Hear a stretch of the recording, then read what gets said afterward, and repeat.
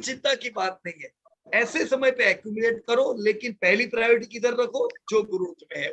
ये भी लेने का, ये थोड़ा लेट चलेगा, दूसरा जहां ग्रोथ है वो पहले चलेगा, right. So good info from Anil भाई, great, thank you very much. और डिस्क्लोजर याद रखना, टिप नहीं है, ये सब इंफॉर्मेशन है। या thank you Milind sir, thank you sir. लेकिन अगले जो प्रेजेंट है हमारे, वो खुद एक फाइनेंशियल एनालिस्ट है, सर्टिफाइड फाइनेंशियल एनालिस्ट है, मिस्टर आशिम कीर्तनिया फ्रॉम मोहाली। तो वो पहले टीचिंग के बिजनेस में थे, तो उनका एक अलग से यूनिक स्टाइल है रिसर्च का और समझाने का। तो उनके पास जो बेहतरीन कंपनियां हैं, IRCTC, Voltas, BKT and Havells. तो ये कंपनियों के लिए मैं आशिम कीर्तनिया जी को आमंत्रित करना चाहूंगा। Welcome Ashim ji. Thank you Milind ji, बहुत बहुत धन्यवाद। जैसे कि ये जो चारों कंपनियां है, इसका पूरा डिटेल एनालिसिस दोस्तों हम लोगों ने पहले कर चुके हैं, वो जाके आप देखिएगा। आज सिर्फ हम समरी देखने वाले हैं। तो सबसे पहला जो कंपनी है दोस्तों, ये आईआरसीटीसी है। ये अपने सेक्टर का ये मोनोपोली बिजनेस है, क्योंकि इस सेक्टर में और दूसरा कोई कंपनी है नहीं, तो ये मोनोपोली है इसका बिजनेस। और यदि हम देखें, जो कोविड का समय था, सबसे अफेक्टेड यही सेक्टर था, जो टूर एंड ट्रेवल्स, इंटरटेनमेंट वाला जो सेक्टर था, ये सबसे अफेक्टेड एरिया था। तो यहाँ पे यदि देखें हम H1, पिछले साल का यदि हम H1 देखें, तो H1 में जो था हमारा रिजल्ट, उसमें जबरदस्त उछाल आया था। क्यों आया था? वही चीज था, जो बेस हमारा बेस था वो कम था, जिसके कारण यहाँ पे H1 में हम सेल्स और प्रॉफिट में जबरदस्त उछाल देखा, मार्जिन भी अच्छा है। लेकिन अब यदि 9 मंथ देखे, उसमें भी अच्छा है, एनुअली भी बहुत अच्छा है। और Q1 जो हमारा लेटेस्ट रिजल्ट आया, उसमें यदि हम देखने की कोशिश करें, तो यहाँ पे सेल्स में जबरदस्त ग्रोथ है, 240% का ग्रोथ है। क्यों? वही लो बेस के कारण। और प्रॉफिट में भी जबरदस्त उछाल है। और हमारा फॉरवर्ड जो हमारा एस्टिमेशन है वो क्या है? यदि देखें 240 की जगह पे हम 50% ले रहे हैं, क्योंकि हम जो नॉर्मल हो जाएगा, तो इसका मतलब इतना आने की संभावना है, इसका हमारा एस्टिमेशन है। और यदि देखें प्रॉफिट, वो भी कितना हो जाएगा, 35% से ग्रोथ होने की संभावना है। और जो हमारा मार्जिन है वो 27% का हमने लिया है।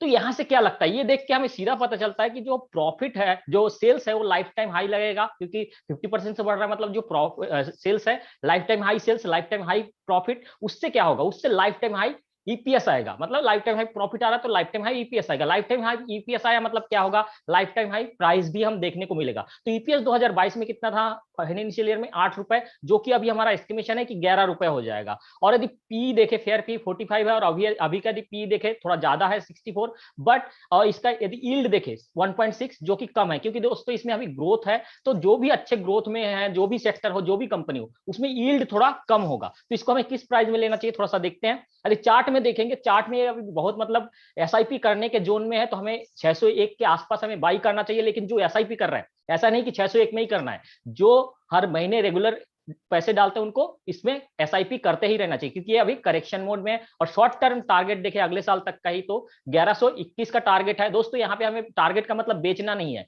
हमें अपने पोर्टफोलियो का जितना भी मतलब जितना क्वांटिटी है, उसका 4 से 5% आप यहाँ पे निकाल सकते हैं टारगेट पे। और पोर्टफोलियो में 1.5% का वेटेज हम दें।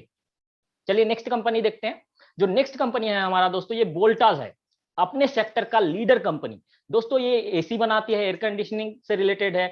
और अभी जो पता है, इस सेक्टर में हमें जबरदस्त ग्रोथ मिलने वाला है, जैसे कि हमने पूरा एनालिसिस किया है, वो आप देख सकते हैं। तो इसमें सेल्स देखे, H1 का सेल्स हम देखे पिछले साल का, तो कितना था? 19% का ग्रोथ था सेल्स में। प्रॉफिट में देखे 41% का ग्रोथ था। और जो मार्जिन है, मार्जिन थोड़ा इस सेक्टर में कम है, लेकिन यदि दूसरी कंपनी देखेंगे, उसके मुकाबले इसका जबरदस्त मार्जिन है, 6% का मार्जिन है।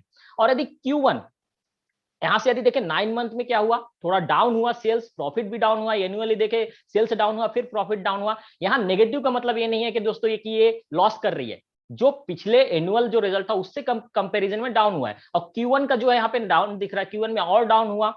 कितना डाउन हुआ यहाँ पे? -10% आ गया प्रॉफिट। मतलब जो पिछले साल का Q1 था, उसके मुकाबले अभी 10% डाउन हुआ है, जो Q1 का रिजल्ट। लेकिन यहाँ नोट करने वाली बात है, जो हमारा सेल्स है, सेल्स में 50% का ग्रोथ आया। मतलब क्या है, इस यहां से हमें क्या समझ में आता है? 50% का ग्रोथ देख के Q1 में ये समझ में आता है, इस सेक्टर में तो कोई डिमांड की कोई कमी नहीं है, डिमांड जबरदस्त है। बट प्रॉफिटेबिलिटी अफेक्टेड है। क्यों अफेक्टेड है?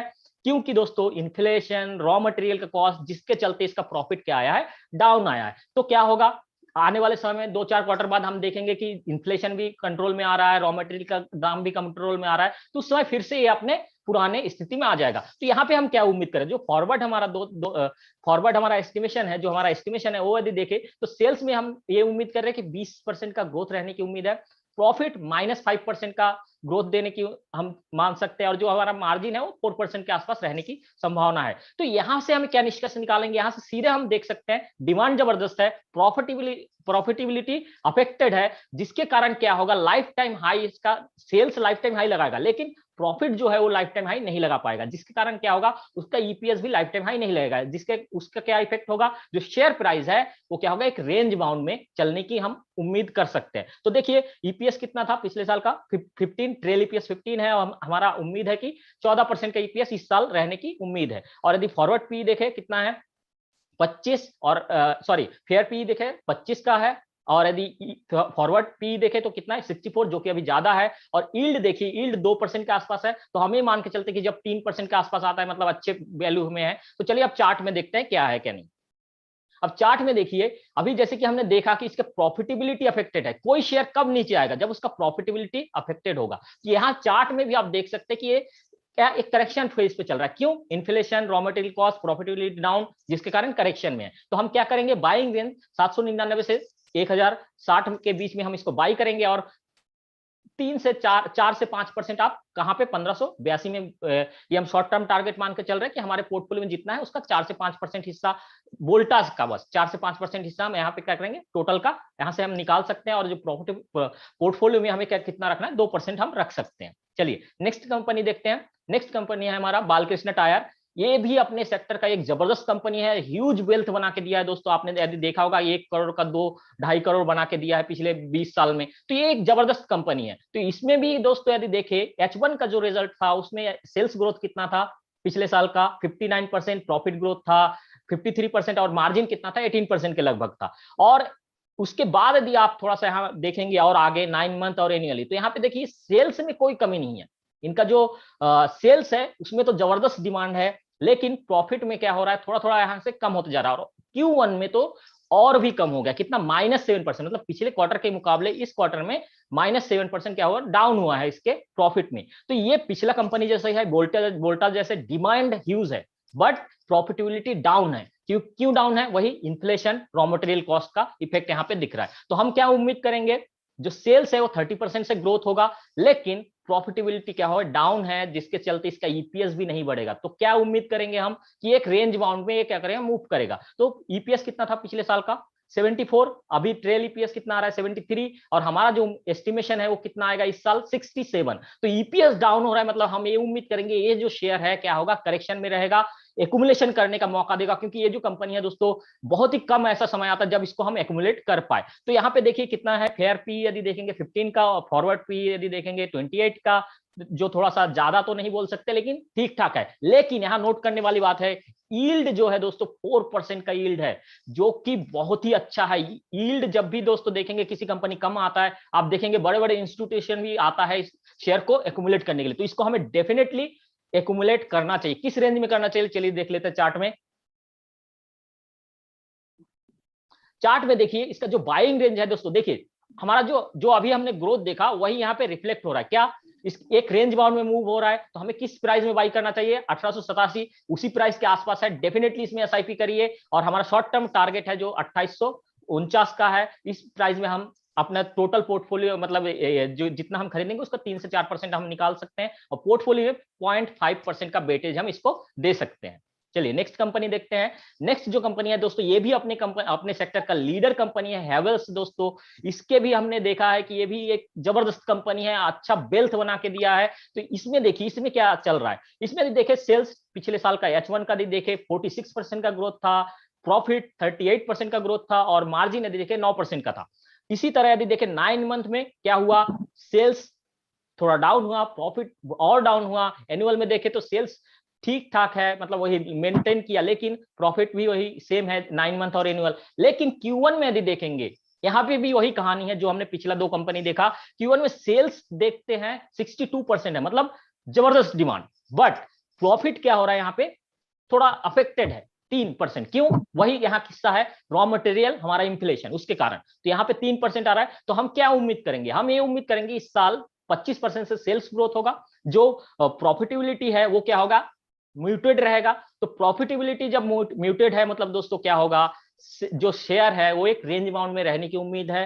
तो हम क्या इससे उम्मीद कर सकते हैं? ईपीएस नहीं बढ़ेगा मतलब क्या होगा? हम ये उम्मीद कर सकते हैं लाइफ टाइम हाई जो प्राइस है वो नहीं लगाएगा। ठीक है, तो कितना हुआ इसके ईपीएस देखिए 19 था पिछले साल, अभी कितना ट्रेल ईपीएस 19 आ रहा है, और हम भी ये मान के चलते कि 19 के आसपास ही रहेगा। और यदि देखे फेयर पी 27 है और फॉरवर्ड पी कितना है 71, मतलब क्या है ये दोस्तों अभी महंगा चल रहा है।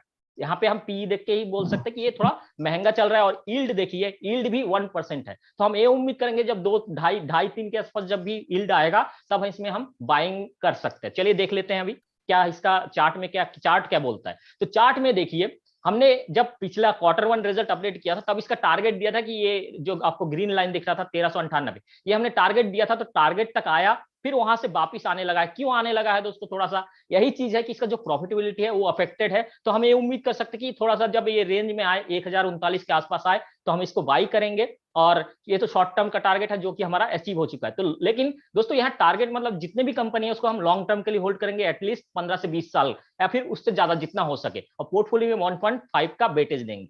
आई होप अच्छा लगा होगा। Thank you. Thank you Ashim ji, as usual बहुत बेहतरीन और डीप प्रेजेंटेशन था आपका। तो आपकी जो कंपनियां हैं वो काफी सारे लोगों के पोर्टफोलियो में है। तो मैं सभी इन्वेस्टर को ये कहना चाहूंगा कि आशिम जी ने जो भी बताया वो एक स्टूडेंट का रिसर्च है। तो जो भी जिसको भी कंपनी लेनी है वो अपने अपने स्टडी करके ले ले। तो आशिम जी ने जो 4 कंपनियां बताई, IRCTC जिसमें काफी सारा पैसा बना है, वोल्टास एक पुरानी कंपनी है, बालकृष्ण इंडस्ट्रीज जबरदस्त पैसा बना है, हेवेल्स में भी काफी सारा पैसा बना है। तो ये 4 ही कंपनियों के ऊपर मैं पीयूष सर की एक्सपर्ट राय लेना चाहूंगा। कांग्रेचुलेशन आशिम भाई, it was a very good presentation. अभी मैं नोट तो कर रहा था, आपने जो डिटेल बताते गए, पर फिर भी जब मेरे को कमेंट देना होता है, मेरे को लाइन टू लाइन याद नहीं होता आपने कौन सा कंपनी बताया, मैं एक जगह नोट कर रहा हूँ। पर ये जो स्लाइड है ना, पता नहीं मिलिंद भाई किसने बोला ये स्लाइड रखो, देखो मेरे को कितना आसान हो रहा है कि आपकी चारों कंपनी सामने आ गई, मैंने क्या लिखा मेरे को भी ध्यान आ जाता है। तो ये अच्छा है यार रिदम। मिलिंद भाई किसकी आइडिया है ये चारों कंपनी के नाम डालने की?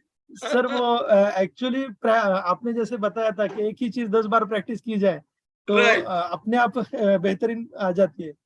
करेक्ट करेक्ट करेक्ट, बहुत। लेकिन ये देखो दिखने में ऐसा लगता है क्या अभी इसमें 4 डाल दिए, पर वो लोगों लेने का हर एक जगह डाल रहे, ये सब टाइम कंज्यूमिंग है और कोई यहाँ फुल टाइम नहीं है। नहीं, अशोक भाई ने सर काफी सारी मेहनत की है। बहुत बहुत बढ़िया एकदम, और मेरे को भी आसान हो रहा है। देखो अभी आशिम भाई ने जो कंपनियों की डिटेल दी, एक तो उन्होंने IRCTC बताया। मुझे बताओ टूरिज्म में सबसे बड़ा टर्नओवर कौन कर सकता है?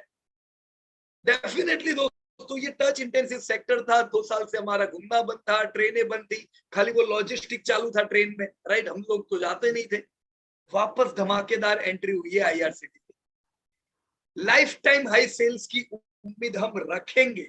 अभी तक ये टच इंटेंसिव सेक्टर निकल चुका है, पर अभी तक कोई भी सेक्टर ऐसा नहीं है जहां लाइफ टाइम हाई आया है। पर ये जो क्वार्टर गया ना, ये क्वार्टर में हमने देखा मोबिलिटी लाइफ टाइम हाई थी। तो मतलब समझ लो IRCTC वापस पुराने लेवल पे आएगा। और IRCTC की आदत है, जब से पैदा हुआ इसने कभी नुकसान किया नहीं है। तो अभी करेक्शन मोड है, ऐड कर लेने का यार, ये समय है जो अपने को सब सस्ता मिल रहा है। सो वंडरफुल, बढ़िया कंपनी आपने बताई, बैंड ऑफ द ट्रेंड में बोलूंगा यहाँ पे, क्योंकि बुरे समय से वापस अच्छे समय में निकला है। वोल्टास आपने बताया। अब देखो वोल्टास और हेवल्स, ये दोनों सेक्टर को थोड़ा थोड़ा, दोनों कंपनी को थोड़ा थोड़ा एक साथ हम इसलिए देखेंगे, दोनों में डिमांड धमाकेदार है। नए नए घर बन रहे हैं, लोग AC अफोर्ड कर रहे हैं। हेवल्स वायरिंग रिलेटेड वो भी सब जगह पे लगते जा रहे हैं, तो दोनों में ग्रोथ धमाकेदार है। और ये दोनों का रॉ मटेरियल क्या है? कॉमोडिटी है ना। तो कॉमोडिटी के दाम बढ़ते जा रहे हैं, तो दोनों ही कंपनियों में प्रॉफिट के प्रॉब्लम है, दोनों नीचे आ रहे हैं, दोनों करेक्शन में है। कोई टेंशन नहीं लेने का, दोनों इकट्ठा करो। देखो बड़े लोग अभी क्या कर रहे हैं, LIC नाम सुना ना, इंडिया का सबसे बड़ा निवेशक दोस्तों, उनके पास पता है कितने हैं वोल्टास? हाँ, करीबन 2 करोड़ से ज्यादा शेयर LIC वर्षों से इकट्ठा कर रहा है। वो भी स्मार्ट है, जब जब ऐसे मौके आते वो और लेता है। देखो 2 महीने पहले LIC ने ऑलरेडी उनके पास 2.25 करोड़ शेयर थे, 70 लाख शेयर्स ऐड किए। स्मार्ट पीपल, सवाल ही नहीं। ऐसे समय पे ही तो काम करने का। हेवल्स प्रॉफिट अफेक्टेड है, करेक्शन में है, इकट्ठा कर सकते हैं। ये लीडर है वायरिंग में, केबल में। बीकेटी बालकृष्ण टायर, दोस्तों गाड़ी या कोई भी आए, टायर तो सब में लगने, इलेक्ट्रिक गाड़ी हो या नॉर्मल गाड़ी हो। तो बालकृष्ण दुनिया भर में एक्सपांड कर रहे हैं। देखो इनके सेल्स में कोई प्रॉब्लम ही नहीं है, कितने बढ़िया सेल्स बूम कर रहे हैं। पर ये समय वो है जब कमोडिटी के दाम ऊपर जा रहे हैं। तो इनका भी रॉ मटेरियल क्या, रबर, राइट। रबर के दाम ऊपर, इनके प्रॉफिट नीचे। अभी रॉ मटेरियल इनको हैरान कर रहा है, कोई दिक्कत नहीं है, इकट्ठा करो। जैसे इन्फ्लेशन डाउन आएगा, वोल्टास, बीकेटी, हेवल सबके प्रॉफिट बूम करेंगे। एक समय आईआरसीटीसी के भी धंधे डाउन हो गए थे ना, राइट। अच्छी कंपनी में रहो, पैसा तगड़ा बन सकता है। डिस्क्लोजर में पहले वापस बता दूं, ये कोई टिप नहीं है। आपको वोल्टास नहीं ब्लू स्टार अच्छा लगता है वो ले, रिसर्च करने के बाद जो बढ़िया है वो लो। ये जो भी कंपनी बताई ना, आईआरसीटीसी हो, वोल्टास हो, बीकेटी हो या हेवल्स हो, ये सब डेब्ट फ्री कंपनियां हैं। थोड़ा बहुत डेब्ट एक दो कंपनी पे होगा, बाकी दे आर डेब्ट free and this all companies are consistent profit making. यार ये जितनी कंपनी है ना, इन्होंने कभी लॉस नहीं किया है। तो आप कैसे उम्मीद करोगे कि यार मैं लूंगा और फिर मैं लॉस करूंगा? How it is possible? This companies are consistent profit making companies.